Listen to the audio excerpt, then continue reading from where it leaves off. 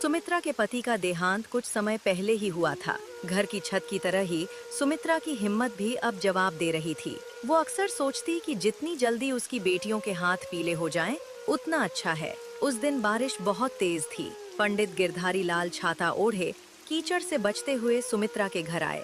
वो ठंड से ठिठुर रहे थे। पंडित जी, मैंने आपसे कितनी बार कहा है कि कावेरी के लिए कोई अच्छा रिश्ता देखिए।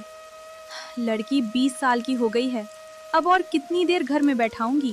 पंडित जी ने अपना गीला गमछा निचोड़ा और बोले, भाभी जी मैं क्या करूं? मैंने बहुत जगह बात चलाई, लेकिन हर कोई दहेज का भूखा है। कोई नकद मांगता है तो कोई गाड़ी घोड़ा। पंडित जी, आप तो जानते ही हैं, हमारे घर में अब कोई कमाने वाला मर्द नहीं है। मैं दूसरों के घरों में चूल्हा चौका करके जो कमाती हूँ, उससे तो बस 2 वक्त की रोटी और घर का किराया ही निकल पाता है। ऐसे में हम दहेज कहाँ से देंगे? पंडित जी ने इधर उधर देखा और दबी आवाज में बोले, भाभी जी, एक रिश्ता है, लेकिन लड़के की उम्र थोड़ी ज्यादा है, लगभग 52 साल। नाम दिवाकर है, सरकारी नौकरी है, पैसे वाला आदमी है। उसकी पहली पत्नी का देहांत हो चुका है और उससे 2 बेटे भी हैं। घर में एक विधवा बहन भी रहती है। उम्र जरूर ज्यादा है पर घर भरा पूरा है। तुम्हारी बेटी राज करेगी। सुमित्रा का दिल बैठ गया। लेकिन पंडित जी, उम्र बहुत ज्यादा है। लोग देखेंगे तो क्या कहेंगे? बाप की उम्र का आदमी है। लोगों का काम तो कहना ही है भाभी जी। अगर अच्छे और जवान लड़के के घर ब्याह होगी तो दहेज तो देना ही पड़ेगा। आजकल बिना लेन देन के कौन शादी करता है?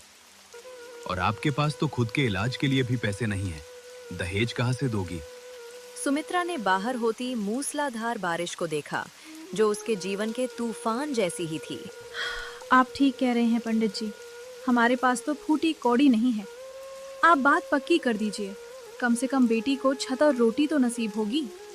कुछ ही दिनों बाद कोहरे और ठंड के बीच कावेरी का विवाह दिवाकर से हो गया।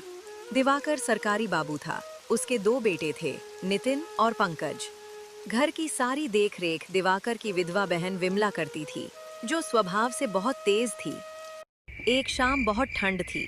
नितिन अपनी माँ, जो अब नहीं थी, को याद कर रहा था। तभी दिवाकर घर के अंदर आया। उसके हाथ में कावेरी के लिए कुछ तोहफे थे। दिवाकर कावेरी को खुश रखने के लिए रोज कोई न कोई तोहफा लाता, कभी ऊनी शॉल, कभी गर्म जुराबें।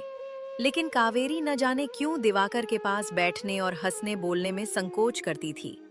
इसका कारण ये